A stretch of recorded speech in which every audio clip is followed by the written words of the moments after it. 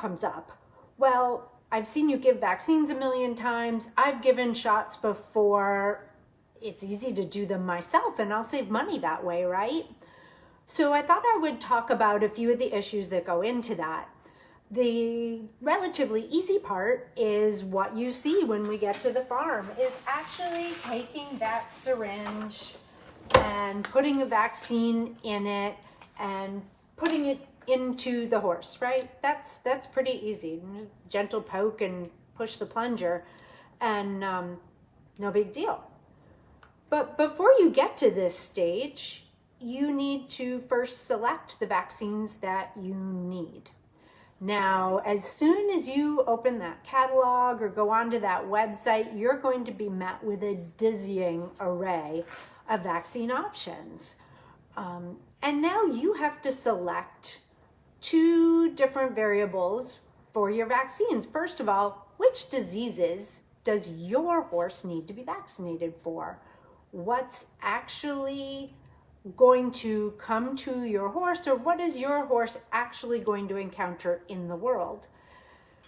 And that might sound pretty easy. You've got that list from the last vet and it says, I don't know, 3-way or 4-way or 5-way or 6-way plus this other thing. Perhaps that other thing is flu rhino, and you say, hey, no problem. I can go get a 5-way and a flu rhino, and that's the same thing as the vet picked last time, and I'm all set. So you go online and you pick a 5-way and you pick a flu rhino and you confidently vaccinate your horse. And we'll even assume that you figured out where to give the vaccine, because it's not hard to look that up, or maybe you already know how to correctly give this intramuscular vaccine. So no big deal, right? Well, okay, we'll take for granted for a moment that you do know how to give that injection correctly. There is a dizzying array of vaccines. So here's a partial selection of what's in the refrigerator in my truck any given day. And now you need to select which one's right for your horse's needs in terms of which diseases it covers and what manufacturer it's made from, what other X factors have gone into that vaccine, and why it might be right or not right for your horse. So going back to my example that you copied what that last vet did and you gave a 5-way and a flu rhino because that's what they did. Well, one person who recently sent me their records who did exactly that, their previous vet did give a 5-way, and that 5-way contained Eastern and Western encephalomyelitis, tetanus, and flu rhino. No, Eastern, Western, nope, sorry, I got that example wrong. I went too fast for myself. Eastern and Western encephalomyelitis, tetanus, West Nile virus, and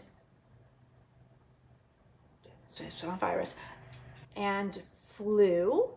And the one you got had Eastern and Western encephalomyelitis, Venezuelan encephalomyelitis, and flu. So now your horse didn't get West Nile virus. Well, guess what? We don't get Venezuelan encephalitis here in Northern Virginia, but we certainly do get West Nile. So it's not as easy as just saying you need this same number as the last time. Again, you might be able to do the research and sort that part out, but there are other issues that go along with it too. There are conditions in which we might not want to give your horse a vaccine if he's a little under the weather in some way. There are also situations where you get rare but serious reactions. So although anaphylactic reactions are extraordinarily rare, those are the real life-threatening ones, and they usually happen really fast. So that means that likely, if it's going to happen, your vet's still there on the farm, or if they've driven away, they haven't gotten very far and can get right back there to help you solve that problem, because that is going to be above the average owner's ability to deal with.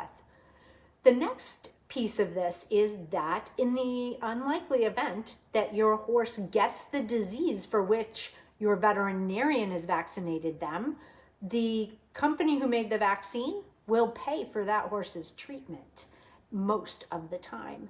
If you've bought it from horsevaccines.com, which I'm making up, I hope that isn't a real thing, then they are not going to do that for you. Then you're on your own if you have a problem. But you say, well, I can buy the correct vaccine and I can put it in the horse, so that's not going to happen. Well, here's the other piece of it. When your veterinarian buys vaccines, they get shipped either directly from the manufacturer or through a distributor that is an ethical veterinary distributor with very trained personnel. So everywhere along that vaccine's life, every place it's been has trained people who are making sure that it's at exactly the right temperature. Vaccines, horse vaccines of this era, are extremely perishable.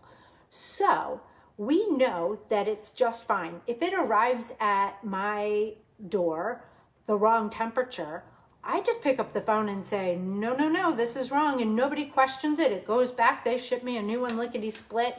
That doesn't happen often, but if it happens, man, they're on it. There's no problem. If it happens any step of the way before it comes to me, that's what happens. It goes. It does not end up back out on the market for a horse to get it. And you'd say, well, it looks fine. I'm sure it was fine, but you can't always tell. And if that vaccine got heated up anywhere along the way before it got to you, then the very fragile proteins inside it may have changed shape and been damaged, which means it won't properly activate your horse's immune system against what you're trying to protect them. And if it's frozen, or if it's heated and really stayed heated, it may potentially give them a really nasty local injection site reaction, or even cause an infection, and again, may not provide them the protection that they needed.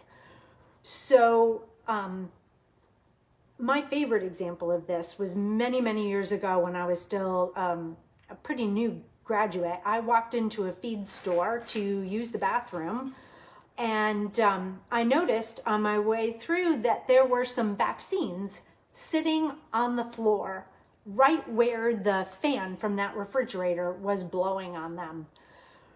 So they were toasty warm, and they said they were on clearance. So I went to the cashier and asked for the manager and said, hey, this is no good.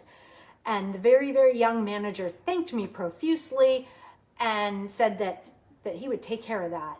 So off I went to the bathroom, and on my way back out, I noticed that the way they took care of that is they put those vaccines back in the refrigerator. So now in another hour or so, you could go in, think you got yourself quite a deal, and scoop up those vaccines. They weren't expired or anything, and once they're cold again, they'd look fine to me. They're gonna look fine to you. That's a serious problem.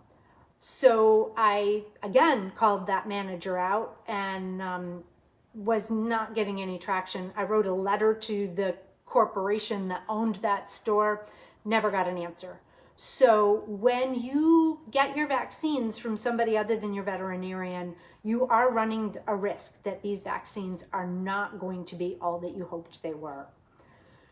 So your veterinarian is going to have spent a lot of time and energy and will have applied their considerable education to selecting the best vaccines and the best combination of vaccines that are going to play well and safely inside your horse's body. Before, there's a whole lot of work before we've even gotten to the farm. And then we're going to have taken a lot of time and effort and energy to make sure that they get to you and your horse safely. So, most of us have a refrigerator on the truck. Sometimes they're not as visible as this. You'll notice mine even has a thermometer inside. That's mandated by Virginia law, and that's true in a lot of locations. So these vaccines spend their life in refrigerated comfort, ready to be given to your horse safely or to be taken out for a 3-minute demonstration of what things look like. You really want to be sure that if you're doing it yourself, you're selecting vaccines very carefully. You're administering them very carefully. But better yet, do this as in concert with your veterinarian. They're going to have much more up-to-date, much more detailed information than you can have. You're probably an expert on something else, but this is where we can really shine and give you that extra assurance. You also get us signing off on your horse show papers and helping to advise you on what things you may not have thought of or even known existed that can help keep your horse healthy. So your bottom line advice for me here is that it is spring, even if you had to put your winter jacket back on today. So for the purposes of vaccines, it's time to start getting ready, schedule those spring vaccines, and if you possibly can, do it with your veterinarian. This is Dr. Melinda Freckleton with Firestar Veterinary Services, wishing you and your horse a happy, healthy day.